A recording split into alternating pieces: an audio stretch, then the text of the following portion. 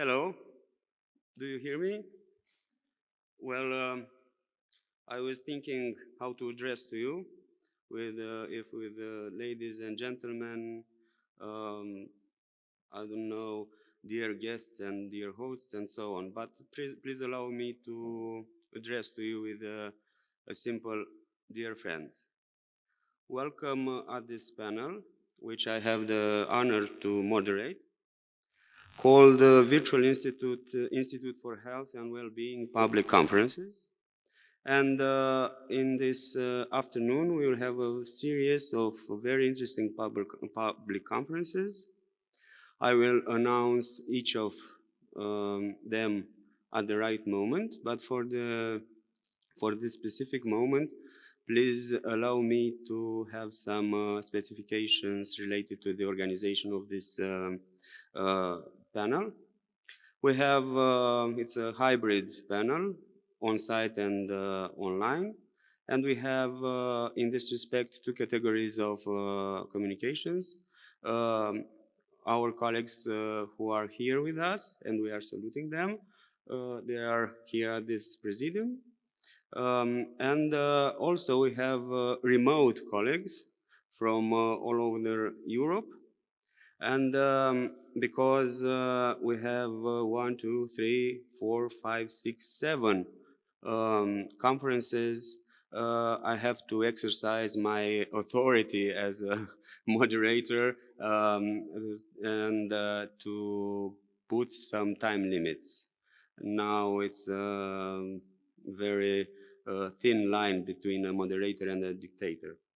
So, so I'll do my best not to cross it, but for organizing this session, I was thinking about 10 to 12 minutes for our colleagues who are on site, this including eventually questions, and about 10 minutes maybe for our colleagues who are online via Zoom, I guess.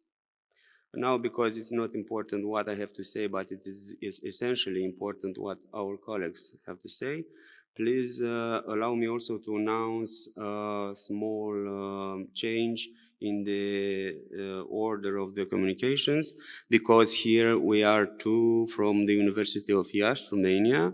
Me, my name is Iulian Damian, and my colleague, Professor Daniela Șoitu. Please allow us to present in the end of the session. From we don't want to discriminate anybody, being two of us from the same university. So let's start, and we'll start with a very interesting communication. I'm sure that the communication will be as interesting as the title is. Artificial intelligence and MRI against brain cancer. And I'm inviting our colleague, Professor Christina Fernandez, the Vice Rector of the University of Poitiers, to introduce us in the subject. Please, Christine.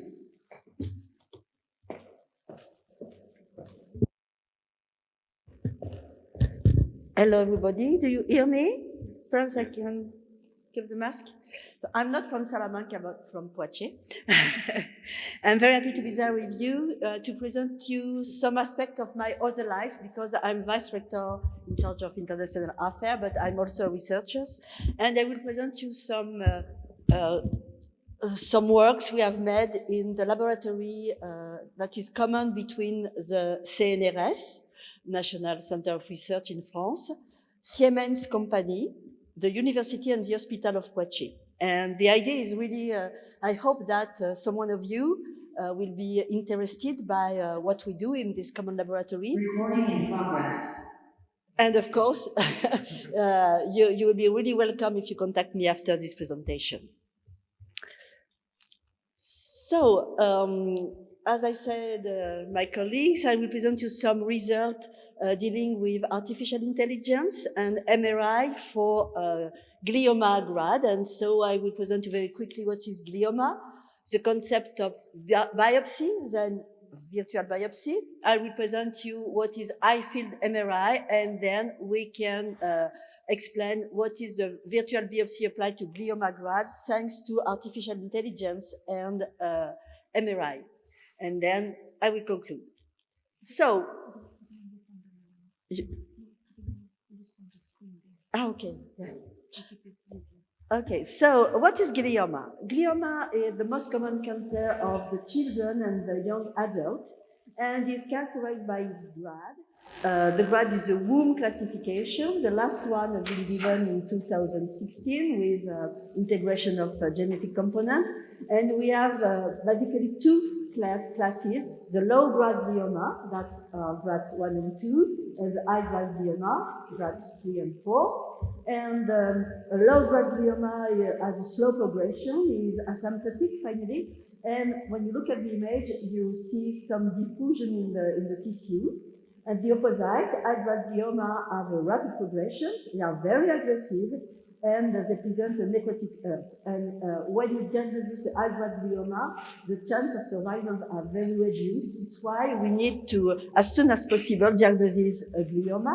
And for that, naturally there's a biopsy, a brain biopsy that is made by taking a fragment of tissue. The problem of this aggressive operation is that we have a local substantive for highly global informations that give you the evolution, but just at a time t, and you cannot reproduce this exam a lot of time because it's an invasive and painful step. So to avoid all the risks, the idea is to avoid brain biopsies as often as possible. It's why we use virtual biopsy, and that has been allowed by the fact that in the past 15 years, we have a lot of imaging techniques in 3 dimensions, like ultrasound, like vibrational optical coherence tomography for skin cancer, and also magnetic resonance imaging. And finally, if we look at the evolution of MRI, the last years, we have now high-field magnetic resonance, MRI at 7 Tesla. In Europe, there are very few 7 Tesla MRI. There are around 20 in the world. And in France, we have 3 7 Tesla MRI, one in La Limone, in Marseille, another one in the CEA in Saclay. But these 2 MRI are just for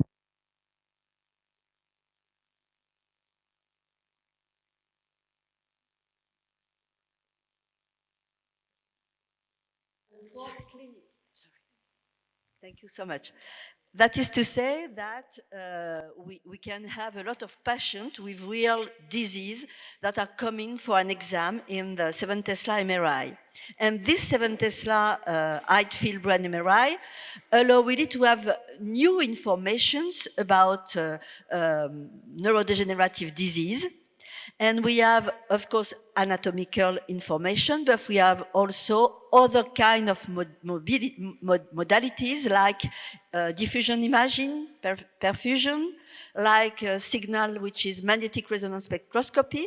And in fact, at the end, that give you really information about the metabolism of the cells.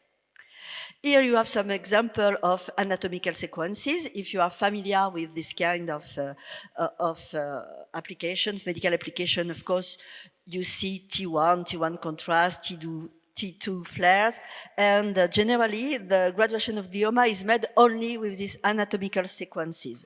But we can add information of diffusion that give you information about the connections in the brain, as you can see there, and we can reconstruct the fiber finally with tractography. You have also information of perfusion that really give the information about the blood and so the functional aspect of the brain. And we have also something we call spectroscopy, and that give you the metabolism of some cells. You can examine the behavior of some metabolite like choline, lactate, glutamine, lipids that are really significative of the behavior of your brain.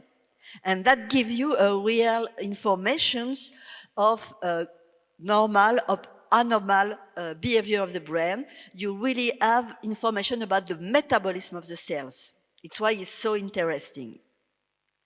Here you have finally a summary of all the informations. As I said before, high spatial resolution images for the anatomic information. You can have with diffusion MRI the study of intracerebral connections. With the perfusion imaging, you have the study of the subcortical brain activity. And then with the spectroscopy, you can have the signals, or you can reconstruct an image that give you really the information about the cell metabolism. So with this multimodal high-field nuclear magnetic resonance assessment, you can have a non-invasive examinations that give you a better description of the behavior of the brain, and so a description of the glioma.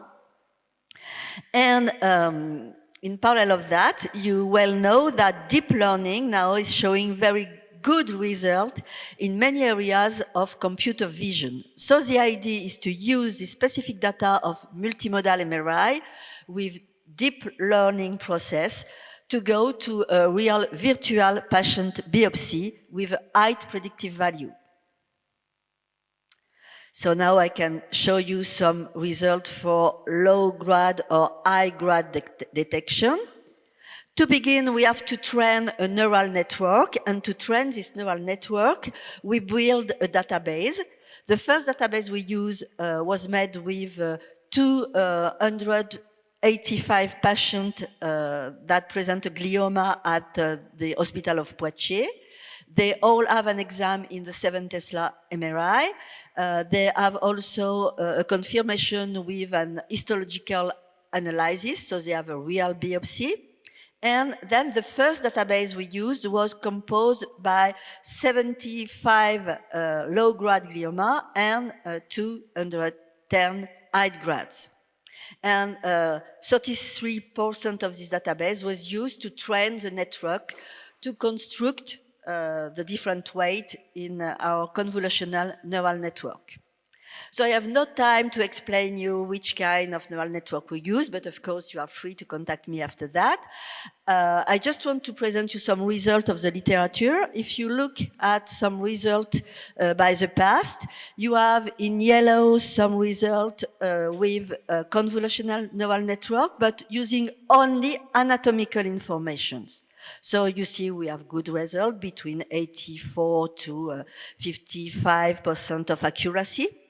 But if you had multimodal informations, you can also see that with other machine learning systems, other systems than neural network, you can have better scores, as you can see with support vector machine, for example, and multimodal information, you have more than 95% of accuracy.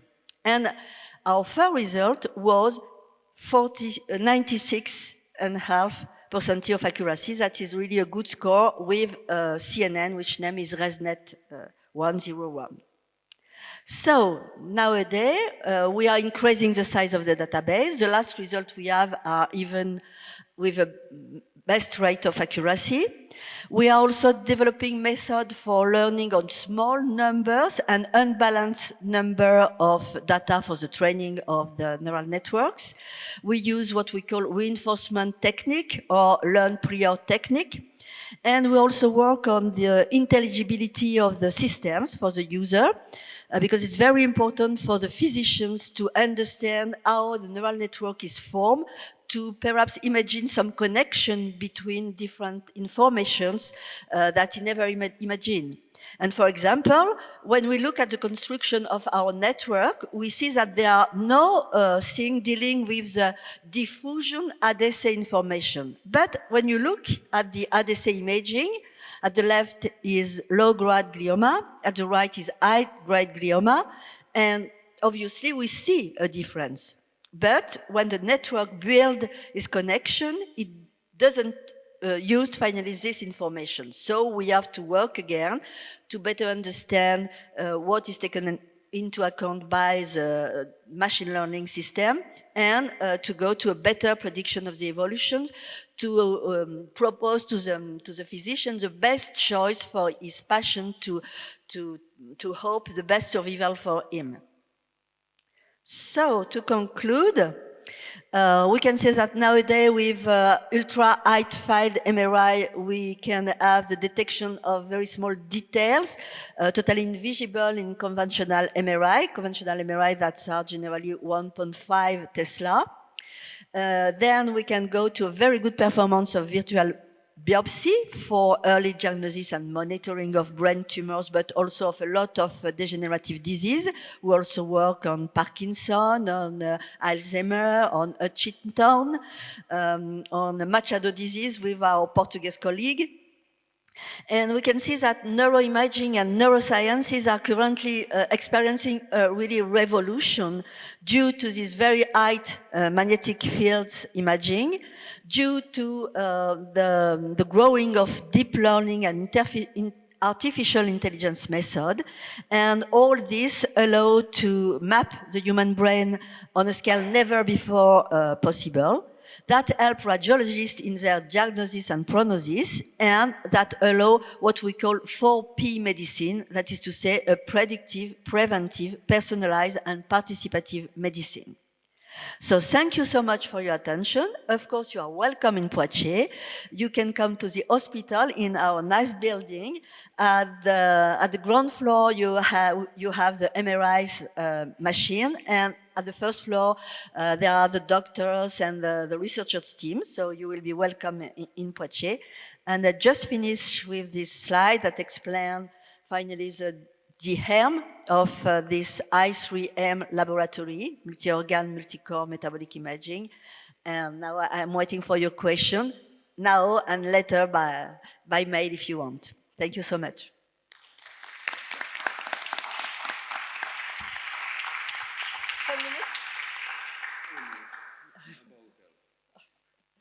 Thank you very much, Professor Christine. Well, it is usually the moderator says some words about the presentation, but now let me say it, talking about myself only. I really need a dictionary. But anyway, thank you very much, and we are very glad that inside the Virtual Institute are happening such in-depth things in matters of research. Yeah. Thank you very much for everything you are doing for your university, for the University of Poitiers, but for what you are doing for all human beings in the future at least. Thank you very much. Thank you so much. Thank you. Okay, and we have a question. Yeah, so, please, Marina. Is it on? You were mentioning that one of the greatest advantage of using this technique is that it's not an aggressive approach. We avoid the biopsy, right? Yeah. So my concern is that taking into account the glioma, the grade number 4, the first treatment is going to be surgery. What is the main advantage of using this? I mean, I understand that metabolism will be an advantage, but somehow you have to go to surgery, to do biopsy, to do the genomic studies, to do the specific treatment depending on the genetic profile. So for you, in that particular in fact, what we hope is to map the information from the imaging, and we hope that the imaging show us a low grade of tumor. And then we had some information dealing with genetic information, other physiological informations, some elements dealing with the life of the patient, something like that. And then the artificial intelligence can produce a diagnosis about the future of the patient. And what is very important is that usually they need a resection. So that's another part of the story, because we also help the neurosurgeon to prepare his surgery, to make the balance between, during, and after the surgery. But what we try to do is really to, after a surgery, to really predict with the information we have with the height field MRI and with other genetic information to predict the recidive, finally. And that's why the metabolistic information are really, really important. Because sometimes if you just use anatomic information, so sometimes you have two patients that have the same surgery, finally, at the same time, with the same grad, but after 6 months, one will have a recidive and the other not. And so the idea is really to study the metabolic informations to better predict which one has a risk and which one has to have, for example, exams more often than the other, finally. Thank you very much. Thank you very much again. Well, that's happening when two medical scientists meet. Well, now please let me introduce Professor Marina Holgado Madruga, who both from our host from the University of Salamanca. Please, Marina, the floor is yours.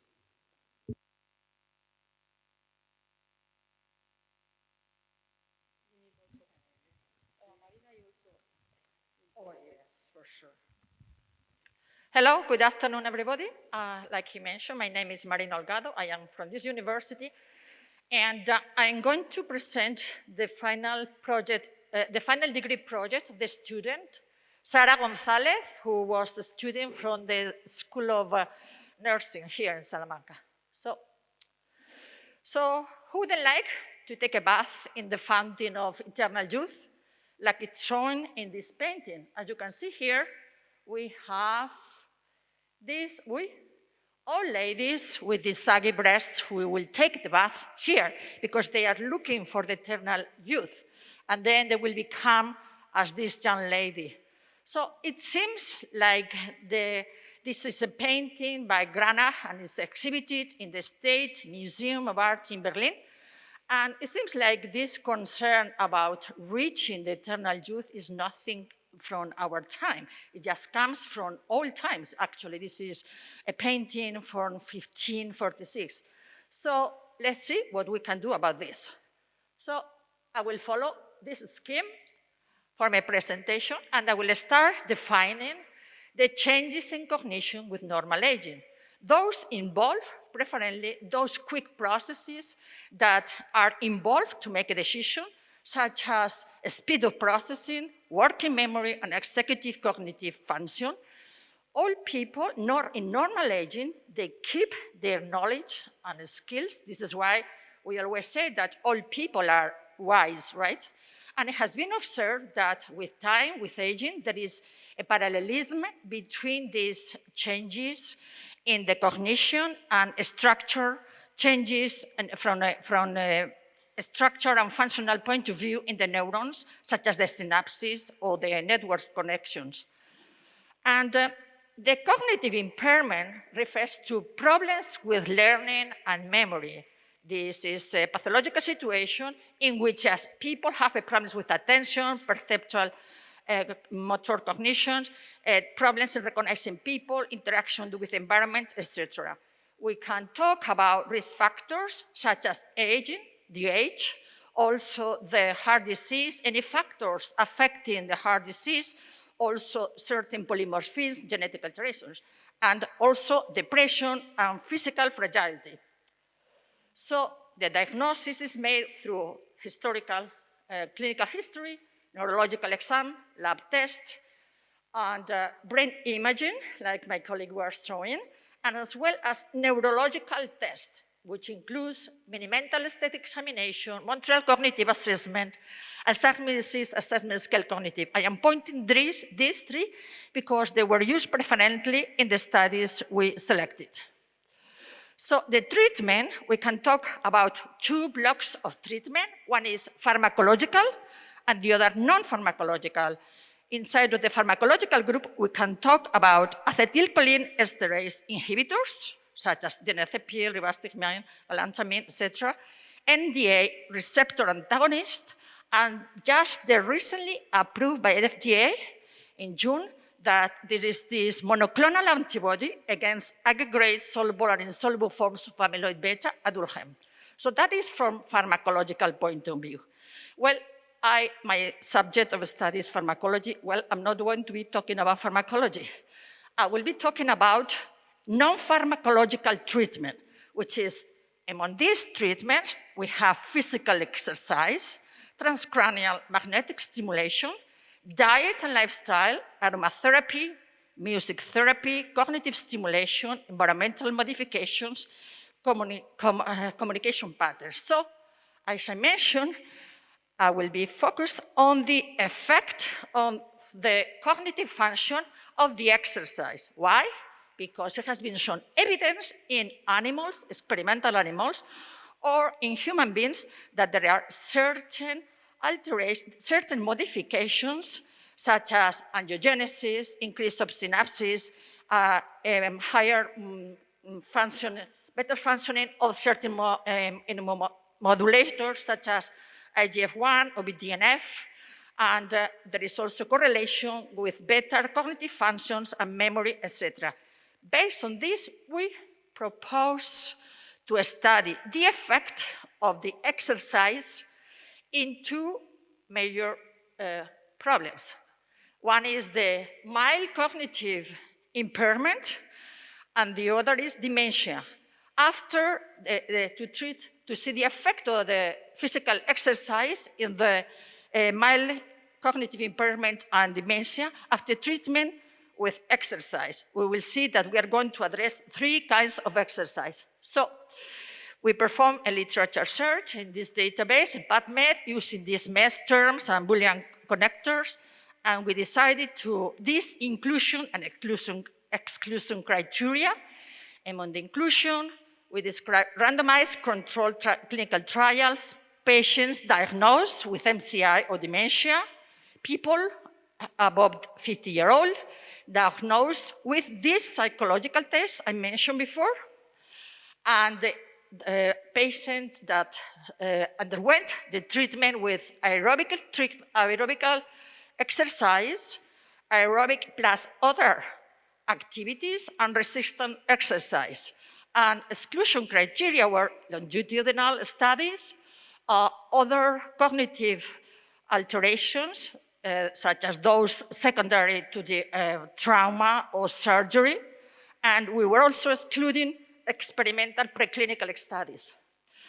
The data was extracted. We performed the typical tables with the PICO format. Of course, I'm not going to show you here because that will not be illustrative at all. And we decided, we defined the efficacy in terms of improvement in global cognitive status or by cognitive domains after the application of the intervention with physical activity and by applying different scales of assessment. Like I said before, neuropsychological test. There was not any digital, any radiological test. It was just through neuropsychological test. All right, and then we started selecting 300 articles, and after applying our criteria, selection criteria, we ended up having 14 articles. Well, that involved analyzing like 2,000 patients divided into the treatment group, like 1,200, and in the control group, those who didn't receive the exercise treatment.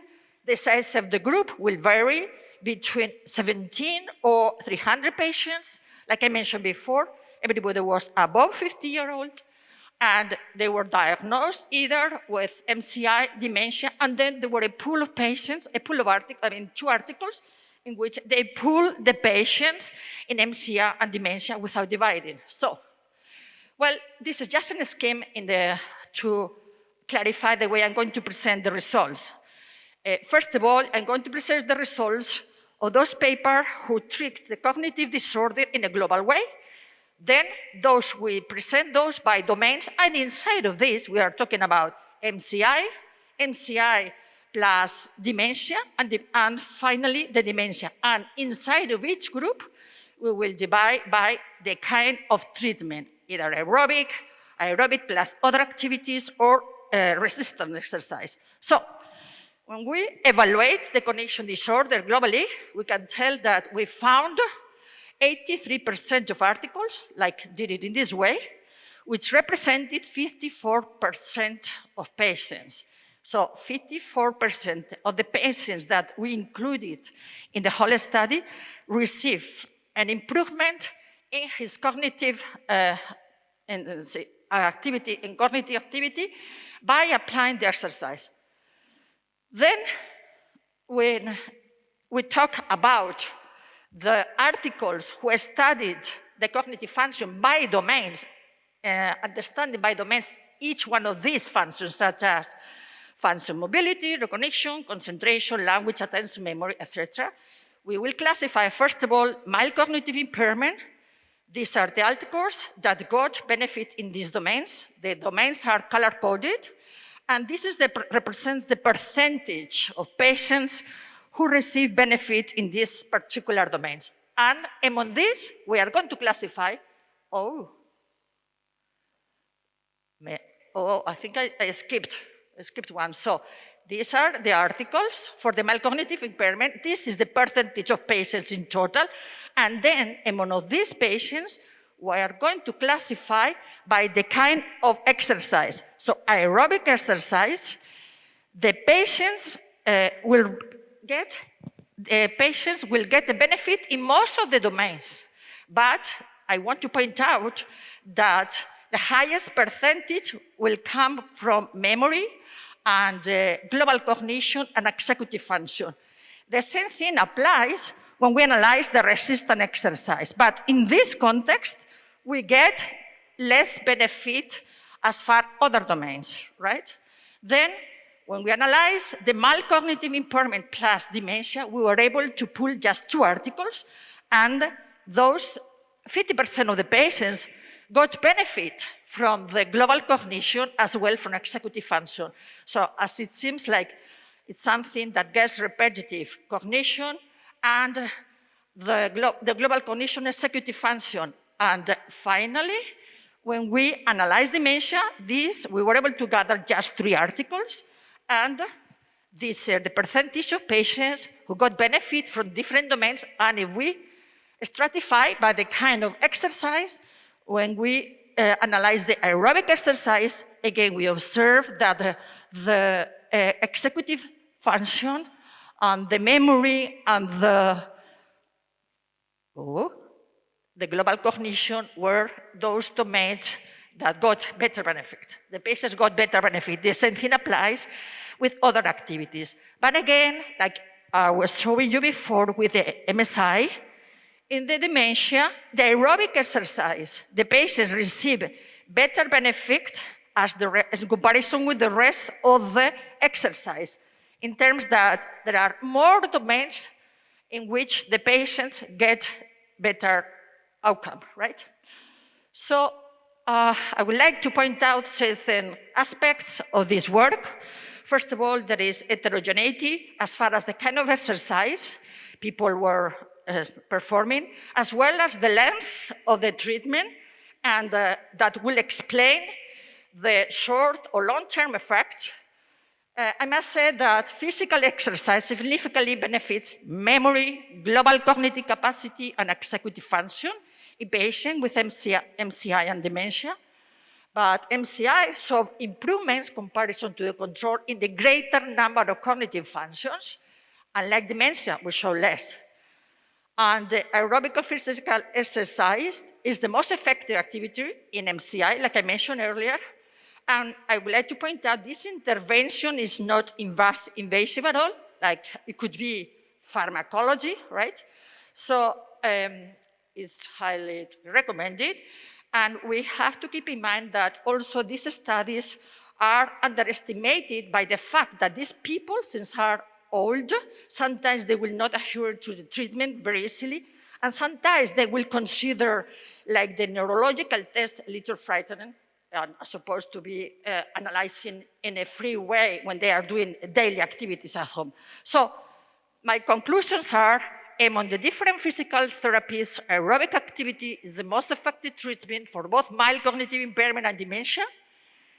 The cognitive domains that are most favored after the application of aerobic exercise, both in mild cognitive impairment and in dementia, are memory, global cognition, and executive function. Physical activity as therapy for cognitive disorders has few adverse effects. It is necessary to carry out more randomized control studies stratified according to the type of cognitive impairment and health status of the patients, neurocognitive tests used, and type of physical activity and duration of treatment. And this is the bibliography. And I will leave you with this question. Is exercise the elixir of eternal youth? Thank you very much. I'm ready to take any questions.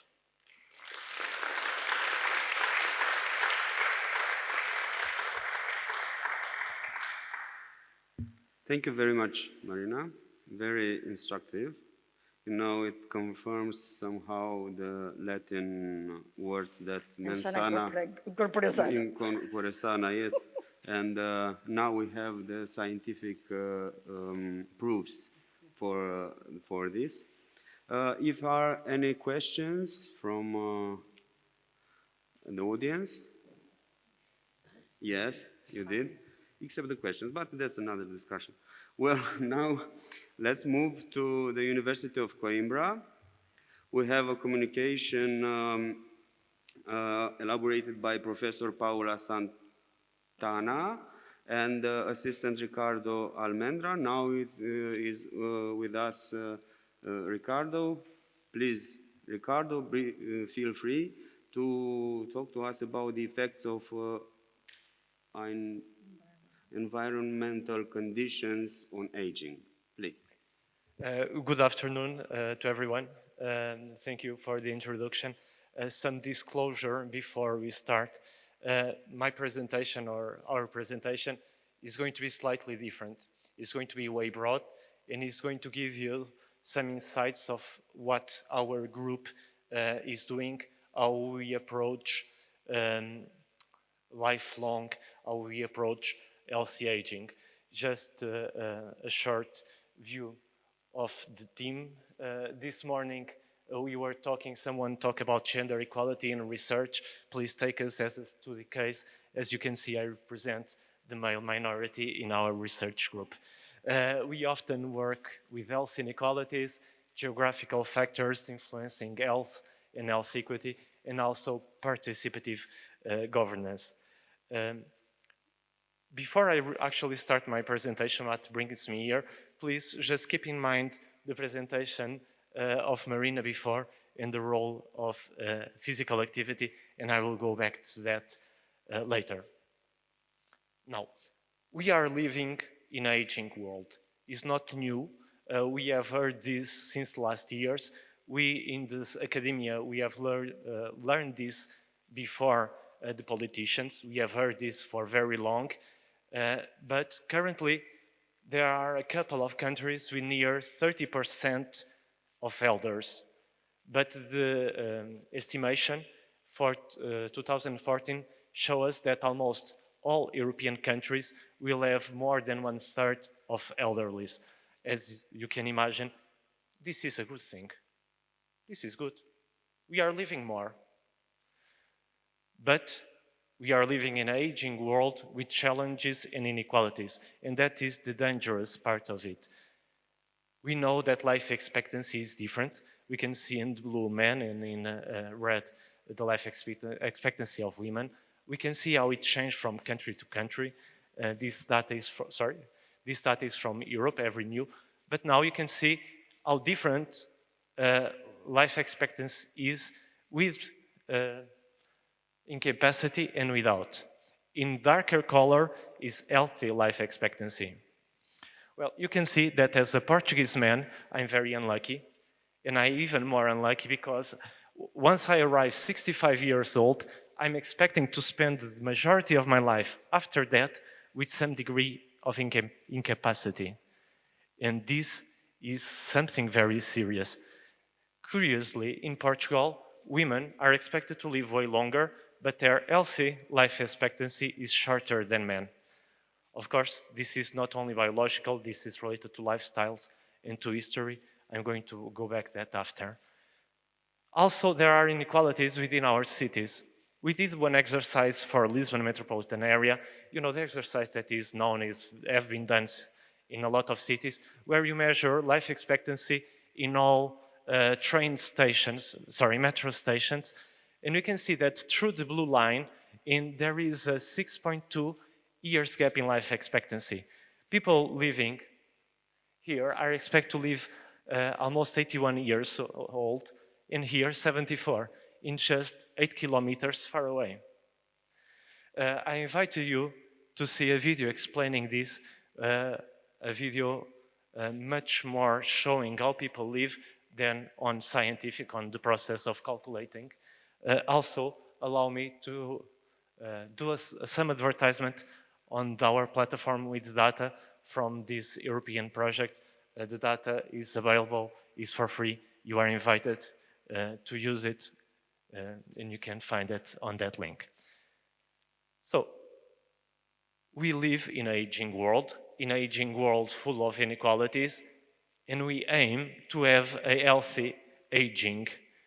And our current state of health is just cumulative of everything we did previously in our life, and also a bit of what our parents did in their own life. For instance, if our mother smoked or was supposed to smoke while she was pregnant and so on. But now I bring back the physical exercise that Marina mentioned, and between other factors. If you spend our childhood in a cold house, it's not the same if you live comfortably. If we work in an environment that exposes to pollution, is different if you work in a healthy environment. And not to mention other aspects of our social life. In fact, we start to grow older since the day that we are born. Our functional capacity tends to increase, if everything goes as normal, until a certain age, and then decrease. But the rate of decreasing is different. It decreases faster for some of us. Some of us don't even reach the top of their potential, and then we arrive to the end of the life with a larger disability. So our objective, our goal should be to decrease this gap. Of course, based on what I said before, we cannot only focus when we are old. We need to work throughout our life. But where to act? How to achieve this? Well, in urban spaces. It is where we live. It is where we spend majority of our time. These images are from our city. Not all cities are flat as Salamanca.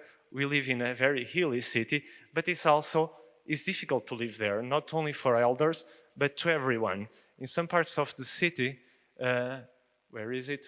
There are no sidewalks. Other parts, they develop some support to help people going up or down. In others, still didn't. Steps for some people are difficult, or even for us when we are carrying a larger bag, and so on. So we need to build spaces for a healthier life. We need to build spaces that allow us, that encourage us to practice physical activity.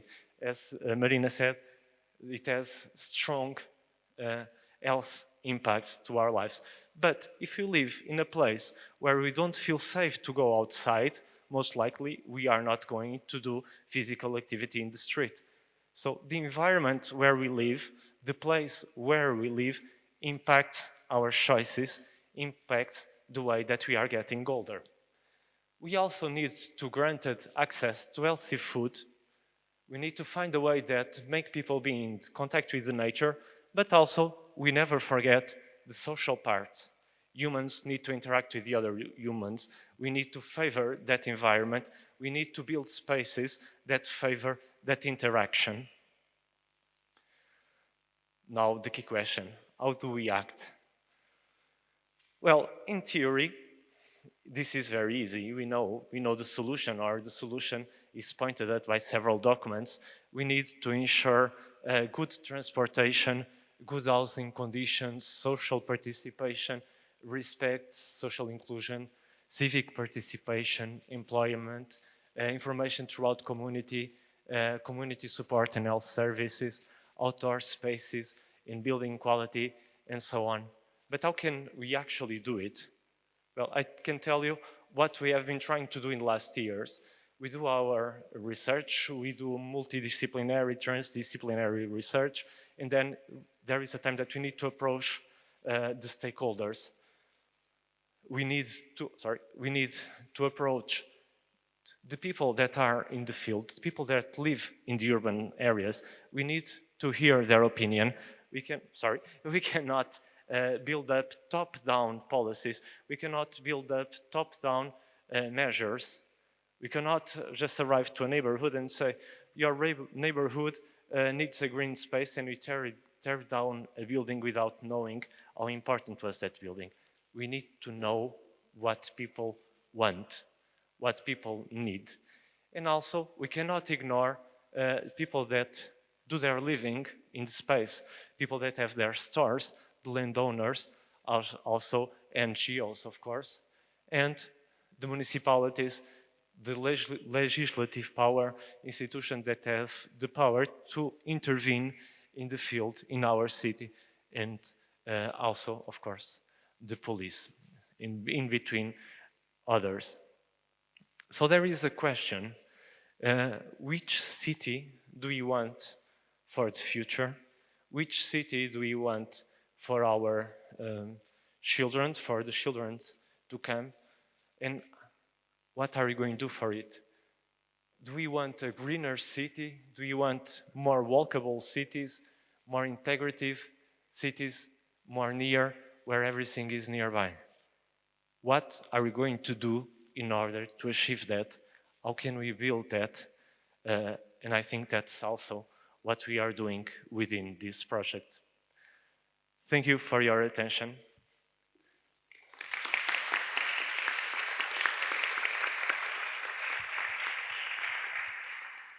Thank you very much, Ricardo. Well, I can conclude that if we are associating the old age with this wisdom, in 2040, our society, globally speaking, will be more wise than today. Let's hope. hopefully well.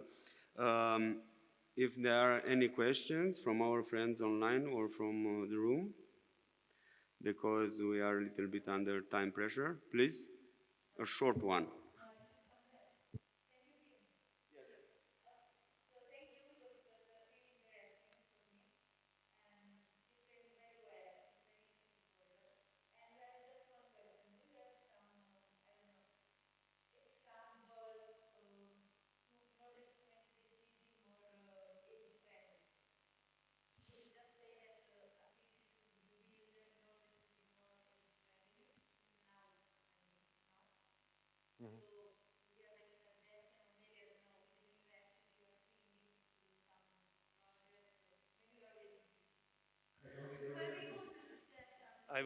I will say the questions.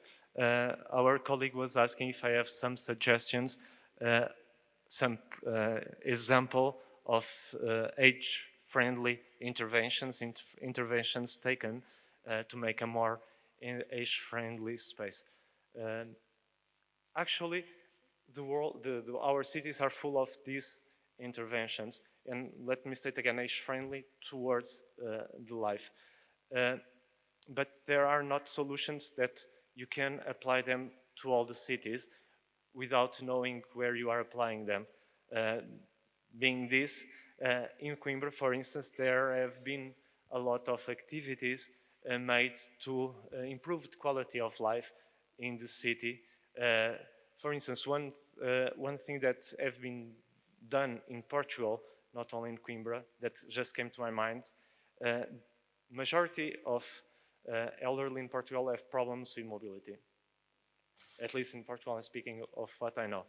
And a lot of municipalities have created driving services that you can call them, that people can call them, and they take them for free or for lower prices, but it's something institutionalized to take them from their door, for instance, to the hospital.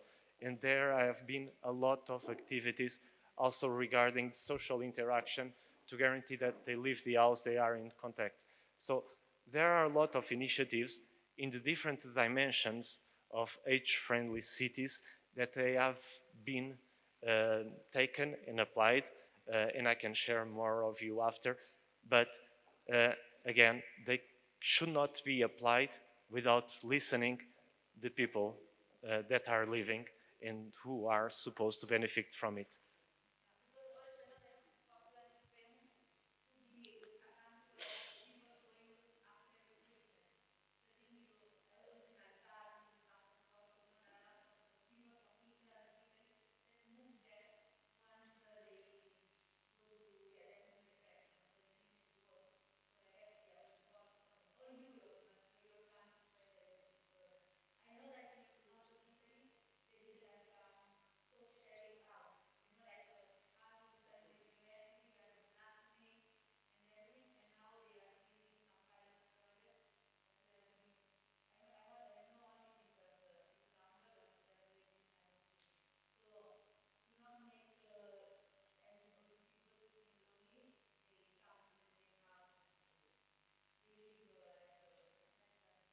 And that is a good example. I also knew that.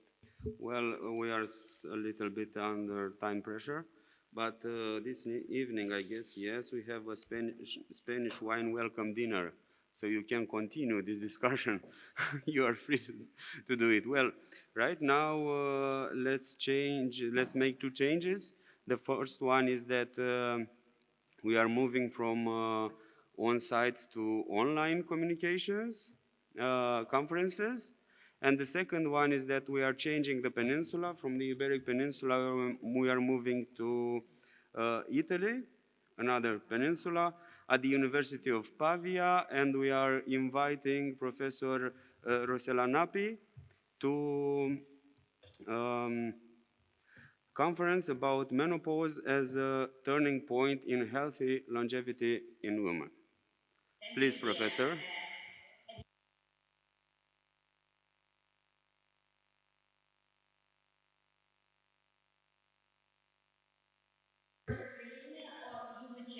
Maybe it would be better for us to change it. We are afraid not to. Okay, thank you. Thank you.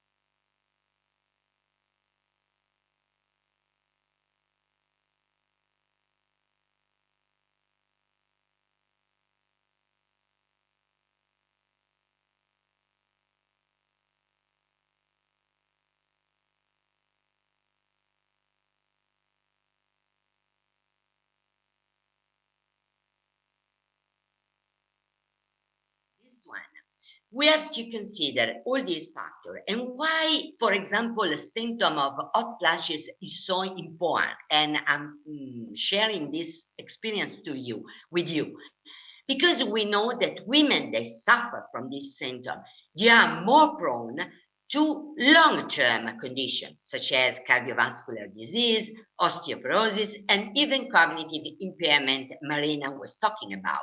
So in essence, a symptom that seems quite trivial, it just you have a little bit of hot, we know that is a red flag, is we may say a hallmark of a vulnerability during the aging process, because for sure that all these conditions, cardiovascular disease, osteoporosis, and cognitive impairment, they will not occur around 50, but they will occur long after. Go next. And indeed, this is my view of what we should study together, because we know that life expectancy increased. We know, Ricardo showed us very well. But keep in mind, please, that age at menopause stay stable over time, because as a very important adaptive significance, we don't have the time to talk about that. But when we handle this window of vulnerability around the age of 50 to 60, and we try preventive strategy, including not only medical treatment, but what I'm looking for, it's really including behavioral and social strategies, we can really reach a very important goal. That is the goal of healthy longevity, so well. So trying to spend a longer period of time in good health without disability. And this is in essence, go ahead, next slide, what we should work about to try to understand, because we know that what is occurring during this period of transition and beyond, between 50 and 60, it's really affecting all the system that we now study in the context of geroscience, because we know that this change will affect, on one hand, the aging biology and also the aging physiology. And next slide, please. This is the concept I want to close, because it's very important that we consider in our studies the time women are exposed during their life to the most important hormone for them, that is estrogen, because as you can see that the two most important event in a woman's life, that is menarche, so the first menstruation, and the last menstruation, that is the age at menopause. Go back. This is a famous, go back please, here, will affect really what will happen in terms of diseases. Because if you have a short period of your life in which you are exposed to estrogen, you can develop more of some condition. If you are exposed longer, you can develop less. And of course, we don't know if this is a question of gene, if it's a question of hormones, or can be a question of lifestyle and other aspects. Go ahead, and we are almost at the end. But just to convince you that this is true, you see, this is a wonderful study that was performed in the United States, in which they compare the women that live longer, age 90, to women that live less. And you see that the odds of longevity were 13%, small number, but is significant, higher in women with more than 40 years of reproductive lifespan exposure to hormones compared with less than 33. And this is important. Why? Because we know that we have a wonderful model we can study together that is premature entering the menopause. Why this is? Next. Because this is the first study that was published in Proceedings of National Academy of Science, in which they made a very simple experiment trying to study the epigenetic role of entering menopause early. And you see, briefly, that there is an increased epigenetic age acceleration when you enter menopause early, due, for example, to oophorectomy, so removing of the ovary. And therefore, what does it mean? That the time we enter menopause, it's very important, because we have many biomarkers of the biological aging, they are correlated to this condition, and not only the age, but of course also the symptoms. We don't have the time to go into this. And so in conclusion, I really believe that we have to consider menopause as a natural phenomenon, because this is it in women's life. But if it's occurred prematurely, and in those women, they are prone to develop a lot of symptoms, this is really the door of an aging process we can work together on. And next, we can do a lot, of course, as doctors, but remember that primary prevention, healthy diet and lifestyle, and controlling throughout all the strategies we have in our hands, risk factor for health, it's very essential. So dealing with this period of women's life is not only prescribing treatment, but it's really doing a job that is a sort of re-education of the woman. And it's important. Of course, you start when you're young, and we should understand better this point in research, but you can do always something. And I believe that we should study really this from the beginning of our life to the end, but we have to put together really our competence. And I'm very pleased to be working with you in this work package. Thanks a lot for your attention.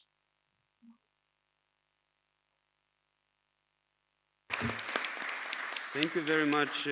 Thank you very much, Professor Rossella Nappi.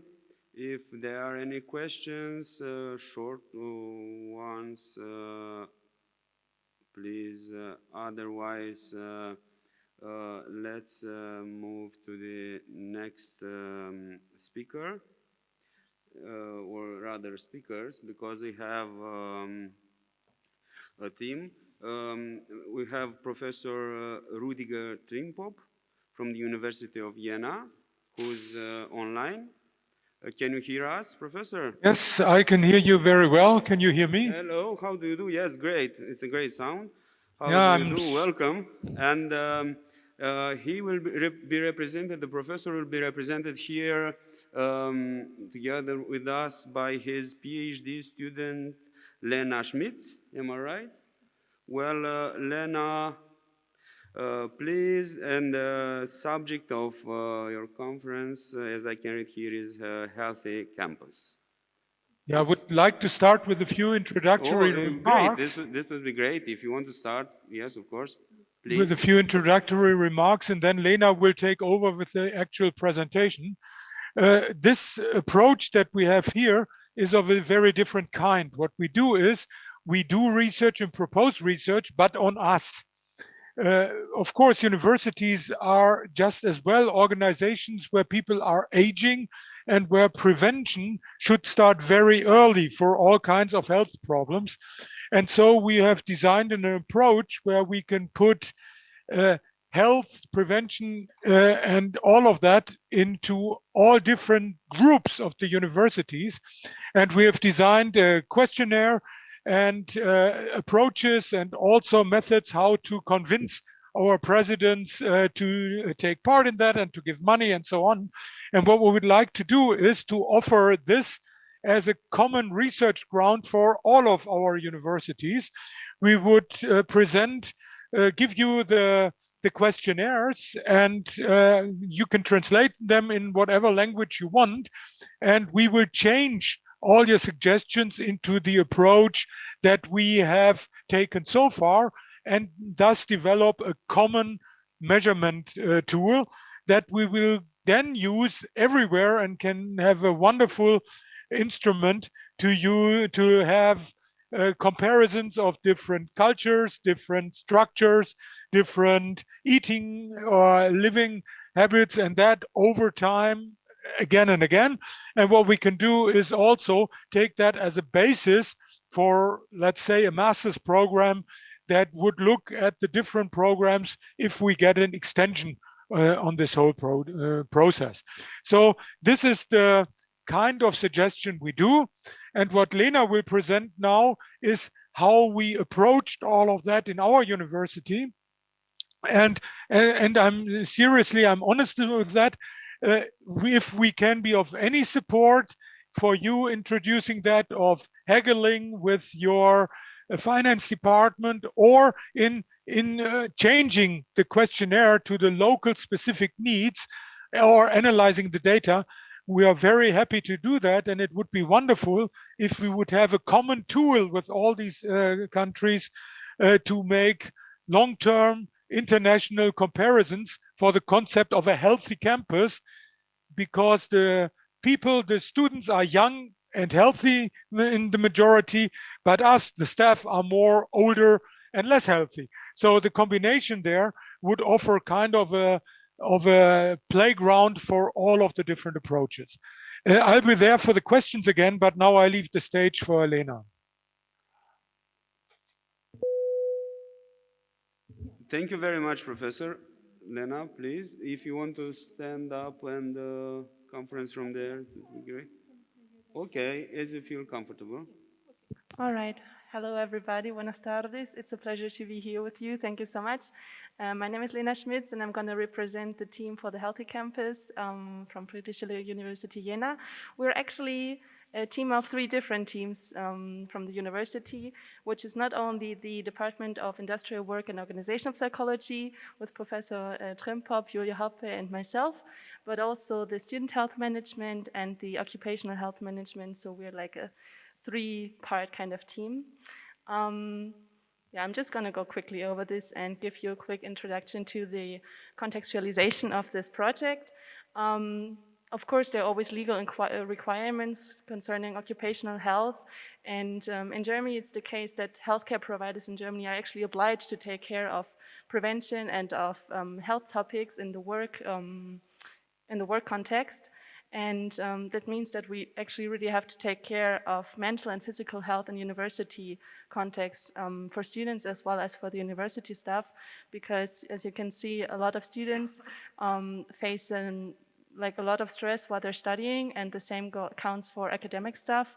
They face multiple work-related issues such as temporary contracts, working overtime, job uncertainty, topics that most of us might also be familiar with or have been familiar with in the past. So the goal of the health management should be to create a health-promoting university environment for all of the actors, students and employees, and to strengthen individual health resources. And as Professor Trimpop has already mentioned, we have a very holistic approach on that. So we're going down from the legal requirements, and we actually want to broaden this topic and implement a culture of health in our university, which would be represented by the Healthy Campus project, which is actually an integration of the occupational health management and the student health management, and then like actually goes down to the individual students and employees. And as our colleague Ricardo has also said, we have to ask, okay, what do we need? And we actually have to engage with the people that we want to work with. So that's why we created a student survey and a university staff survey, from which we want to take basis for implementation of interventions and offers for students and staff on healthy working and studying conditions, which we of course also scientifically evaluate afterwards. So the theoretical frame that we propose for this, to actually have a holistic approach on this, is to display the interaction between organization, work environment, and the person, which is a model called Hope's model, as you can see on the slide, by Professor Trimpop, which highlights the interaction between all of these different components and actually have an impact on the psychophysical health and the success of each individual person. The interesting point of that is that we are actually considering the reciprocity. So we have a very holistic point of view, which is also displayed in the survey that I'm gonna present now. So the university health management, as I've already mentioned, consists right now of the student health management and also occupational health management, which is for students and staff. And the ultimate goal would be to create all of this into a university health management, which would ultimately be the Healthy Campus, so that all actions of University of Jena are combined in one working unit, and there's a lot of communication to actually implement the interventions. So far, there was already some actions because they were really needed. So for example, there are offers on stress management, healthy studying methods, or also sport programs, which most of the universities are probably also familiar with here. So the idea is to actually use the data of the surveys that we are conducting right now or have conducted already and complement these interventions with more actions that are actually reaching the individuals as they need it. Here's some more information on the instruments that we are developing or have developed and that we would also like to propose to all EC2U partner collaborations to use them also in the universities. It's an adaptive questionnaire with more than 800 items. It sounds a lot right now, but it's not because it's an adaptive instrument. So we have screening questions, which then go into more detailed sections. So it's a very personal kind of approach and survey. We are, of course, following this holistic approach to health. So we're not only talking about exercise and nutrition, which may be the first thing that come to mind, but also social health, psychological health, work-life balance, studying when you have children, etc. One very important feature is that each participant gets an automatically generated personal feedback on the different health areas. So this already creates awareness for the participants and keep them engaged in the topic of health. Oh, and of course, we are also going to communicate the results for the different departments so they can also implement interventions. So the survey process was a big collaboration with a lot of different actors, mostly students and experts of Uni Jena, which then allowed us to create a database of the survey with more than 2,000 student participants. We're very proud that we have reached a 10% participation from the population, and the same goes for the pilot study for the staff survey. We have already 100 participants, and the ongoing staff survey with more than 1,000 participants already. So we can see that this is also a topic that people really want to engage in and that we can have a communication with the target group. All right, some preliminary results on the student survey already show the first need, which in case of the students is a lot of psychological need for support, especially in reducing stress around the exams. I guess everybody can relate to that. But also another topic that may not be that visible is balancing financial resources, like working while you have to study, or studying with a credit, and also at the same time meeting the university requirements. And the results for the pilot study for university staff show a slightly different pattern because, of course, the financial topic might not be that important to them, but other than that, ergonomics of the workplace is a more important topic, and working hours, for example, to have to be working overtime, especially in academia, sorry. So we are actually looking forward to have more further data analysis on the university staff in November, because that's when we conclude the study. All right, thank you so much so far. I'm going to go back to my professor, Trimpa. Yeah, thanks a lot. Could you go on this slide? So the theoretical part, of course, is that we will have to do with that many people, we can do a lot of interaction questions, like what combination of stressors lead to what kind of physical and psychological problems, which is normally not really there. And with the staff, we have a within subject longitudinal design, which gives us really good data. And with the students, we have at least a between subject longitudinal design. Well, if they are longer at the universities, we test them on average every 2 to 3 years. With the international component, it would be even better, because then we have a comparison. The structures are very much the same, young students, older staff, and the working conditions are different. So we would have an international natural laboratory where we could look what works, what doesn't work, what are the threats, what are the solutions. And we could also publish the data together and the results and make a real impact for other universities in other countries who go into that as well. Yes, could you go on, please? Yeah, the relationship to GLADE is very obvious there, that we all can benefit from that. And I guess at your universities, some problems might be the same as in Jena.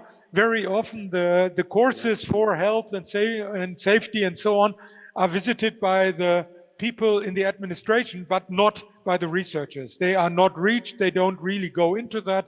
And here we include that researchers and students offer courses for themselves and their groups. So it is intertwined, research, teaching, and so-called administrative duties. They're all intertwined. Also, the research staff can take part in PhDs and masters and so on in having some benefit from doing something for their own health and that of our whole community.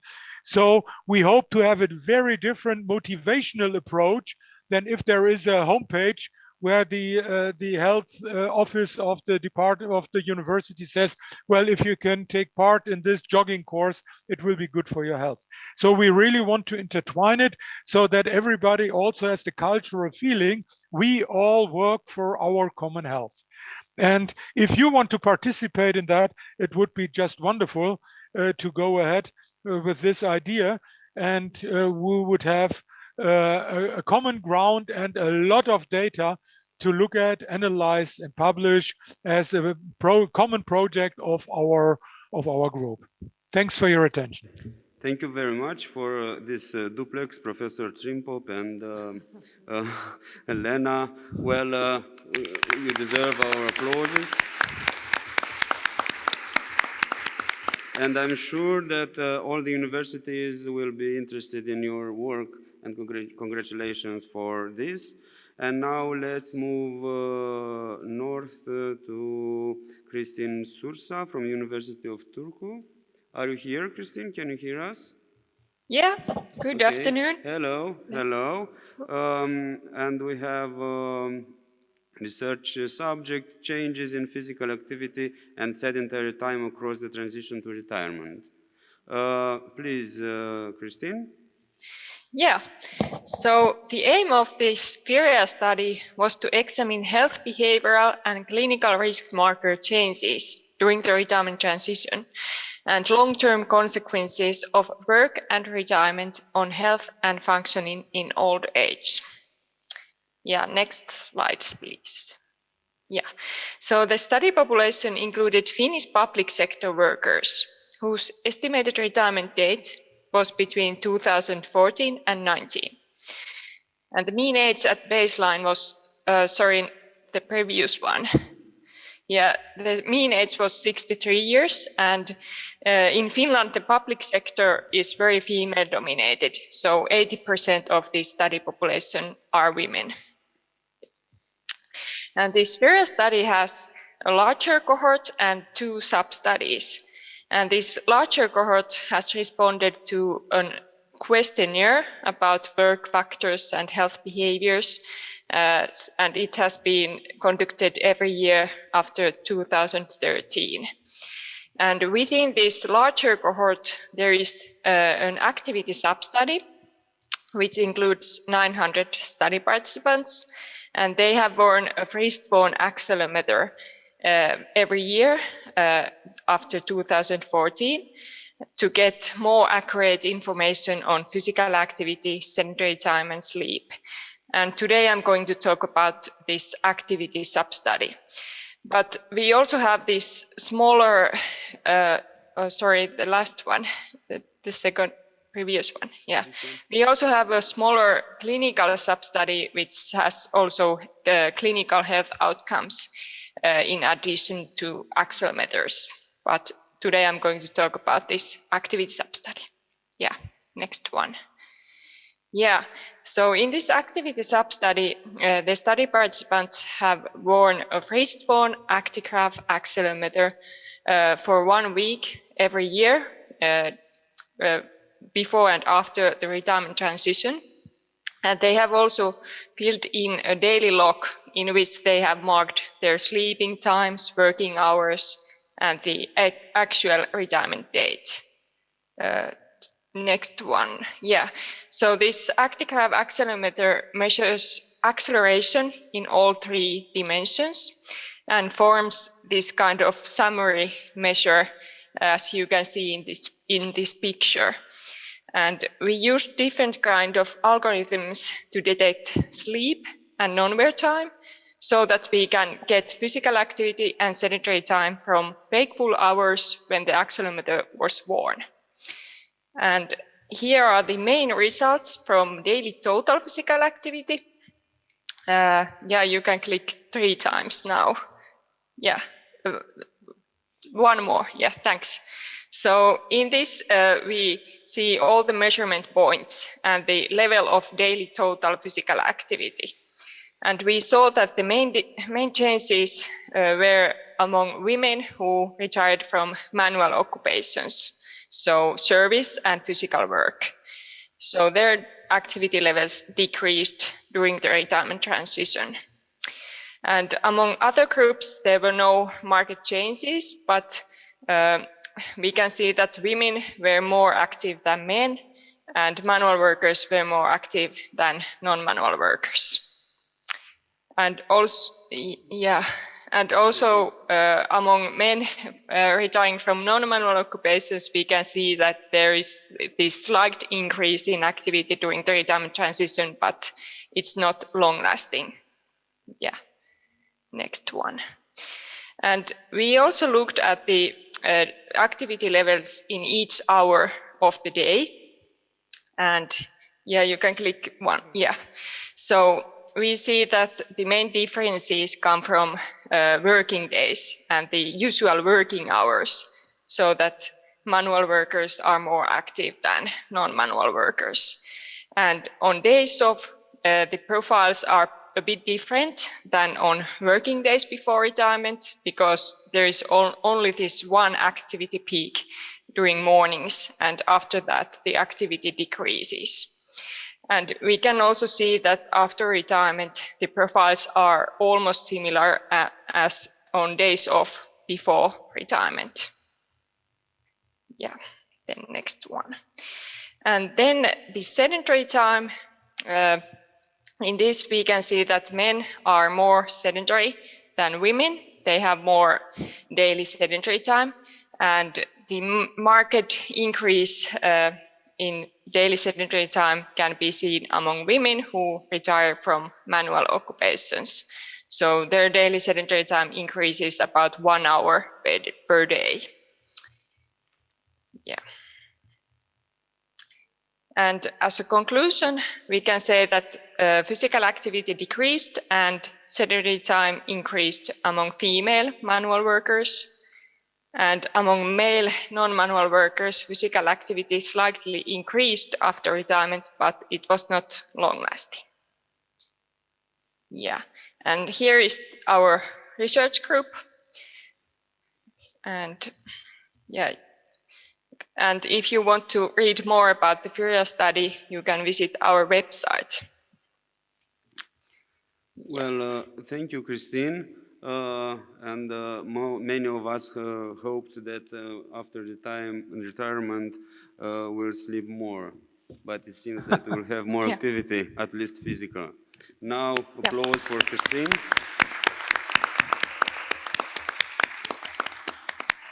Well, with your permission, I've been told that the coffee is ready, but unfortunately it's too hot.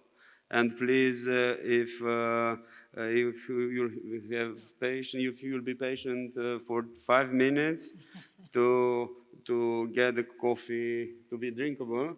And meanwhile, I invite Professor Daniela Șoitu, my colleague from the University of Iași, to present the communication paths and challenges of Glade Virtual Institute. Please, Daniela.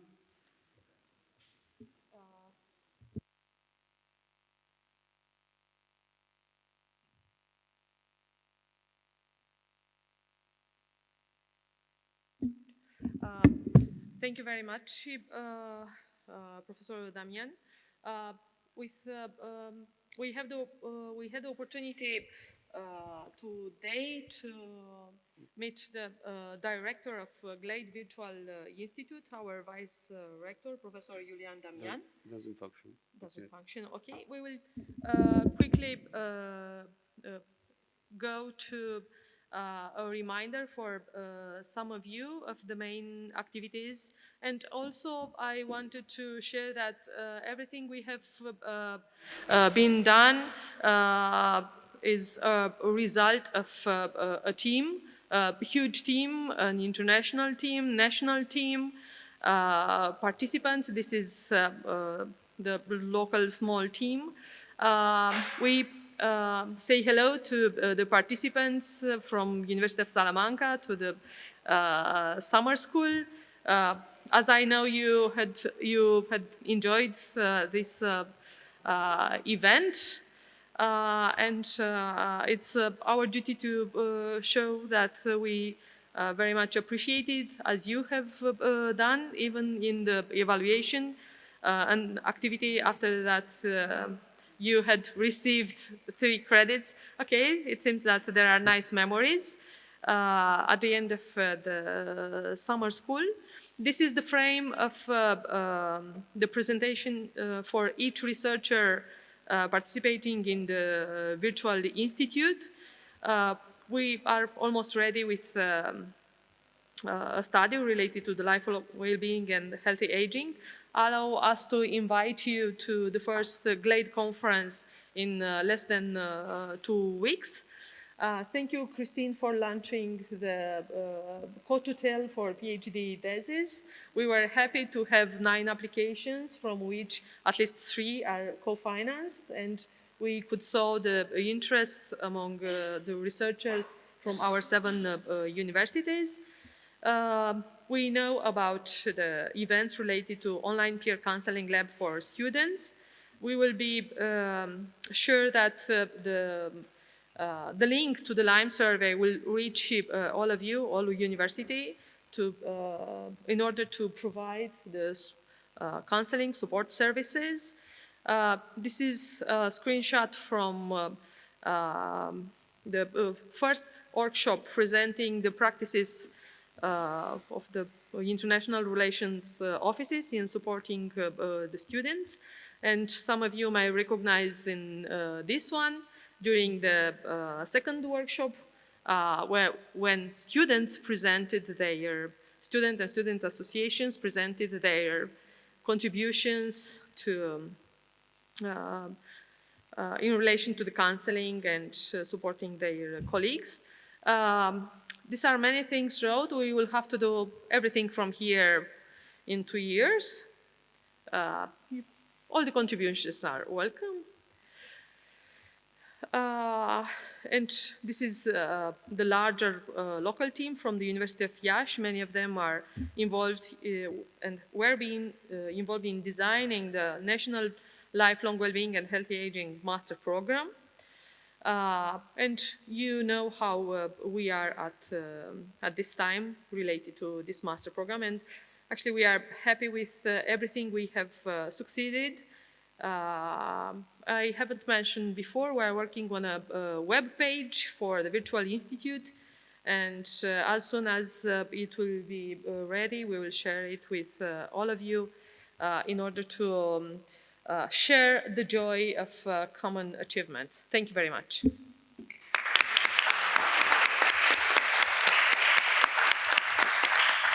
Thank you very much, Daniela. Well, as you can see now in the Virtual Institute of Iași, we are for the moment more focused on activities with the students and the community activities. But as a conclusion, as a general conclusion, if you allow me, we can notice that all virtual institutes have a very serious research component. So I think through these institutes, this research component will be offered to the community sooner or later in the benefit of all of us. Right now, with 9 minutes later, the coffee is perfect. So enjoy it. Thank you very much for your time, and thank you very much for your very interesting communications. And again, applause for all the team. And thanks for organizing it so well. Also, the mixture, the hybrid conferences are very difficult, so you did an excellent job. Thanks a lot for that. Thank you. Bye. Thank you. Goodbye. Thank you. Thank you, my dear friend. I hope you have coffee too. At home. Cheers, but it's Yo, cold. Cheers. Cheers. Thank you very much.